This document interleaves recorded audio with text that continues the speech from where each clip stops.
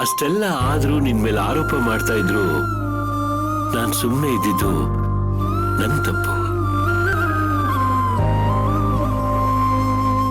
ಆಗ ನಾನು ಮಾತಾಡಿದ್ರೆ ಈಗ ಈ ಸ್ಥಿತಿ ಬರ್ತಿರ್ಲಿಲ್ಲ ನಿನಗೆ. ನಿಮ್ ಪರಿಸ್ಥಿತಿ ನನಗೆ ಅರ್ಥ ಆಗತ್ತೆ ಯಜಮಾನ್ರೆ. ಆ ಪರಿಸ್ಥಿತಿನಲ್ಲಿ ನಾನಿದ್ದಿದ್ರು ನಾನು ಮೌನವಾಗಿ ಇರ್ತಿದ್ನೇನೋ.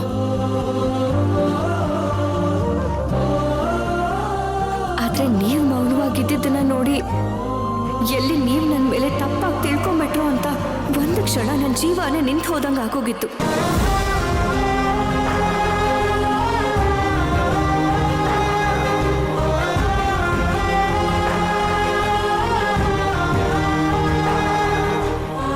ನೀನ್ ಯಾಕೆ ಹಿಂಗ್ ಮಾಡ್ದೆ ಅಂತ ನೀವೊಂದ್ ಡೇಟ್ ನನಗೆ ಹೊಡೆದಿದ್ರು ನನಗೆ ಬೇಜಾರಾಗ್ತಿರ್ಲಿಲ್ಲ ಯಜಮಾನ್ರೆ. ಆದ್ರೆ ನಿಮ್ಮ ಮೌನ ನನಗೆ ತುಂಬಾನೇ ನೋವು ಕೊಡ್ತು. ಈಗ ನಿಮ್ಮ ಮಾತುಗಳನ್ನ ಕೇಳಿದ್ಮೇಲೆ ಮನ್ಸಿಗೆ ಸ್ವಲ್ಪ ಸಮಾಧಾನ ಆಗ್ತಿದೆ ಯಜಮಾನ್ರೆ. ನನ್ನನ್ನು ಅರ್ಥ ಮಾಡ್ಕೊಂಡಿದ್ದಕ್ಕೆ ತುಂಬಾನೇ ಧನ್ಯವಾದ ಯಜಮಾನ್ರೆ.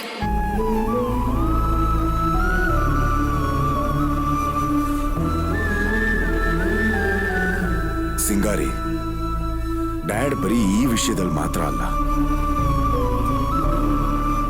ಎಲ್ಲಾ ವಿಷಯದಲ್ಲೂ ನನಗಿಂತ ಹೆಚ್ಚು ನಿನ್ನನ್ನು ಚೆನ್ನಾಗಿ ಅರ್ಥ ಮಾಡ್ಕೊಂಡಿದ್ದಾರೆ. ಹೌದಮ್ಮ, ನಾನು ಯಾವತ್ತೂ ನಿನ್ನ ಬಗ್ಗೆ ತಪ್ಪು ತಿಳ್ಕೊಳ್ಳೋದಿಲ್ಲ. ಯಾಕಂದ್ರೆ ನೀನು ಅಪರಂಜಿ ಚಿನ್ನ.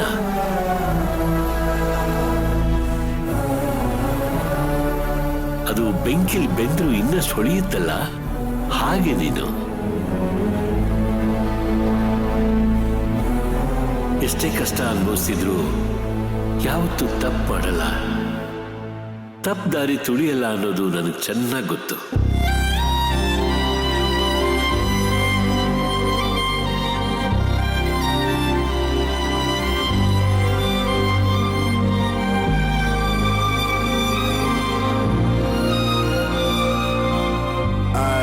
ಸರಿ, ಫಾದರ್ದು ಡಾಟರ್ ಇನ್ ಲಾ ಮಧ್ಯೆ ಇರೋ ಎಲ್ಲ ಪ್ರಾಬ್ಲಮ್ಸು ಸಾಲ್ವ್ ಆಯ್ತಲ್ಲ? ಕ್ಲಿಯರ್ ಅಲ್ವಾ? ಸರಿ, ನಡೀರಿ ಮನೆಗೆ ಹೋಗನ್ವೇನ್ರಿ.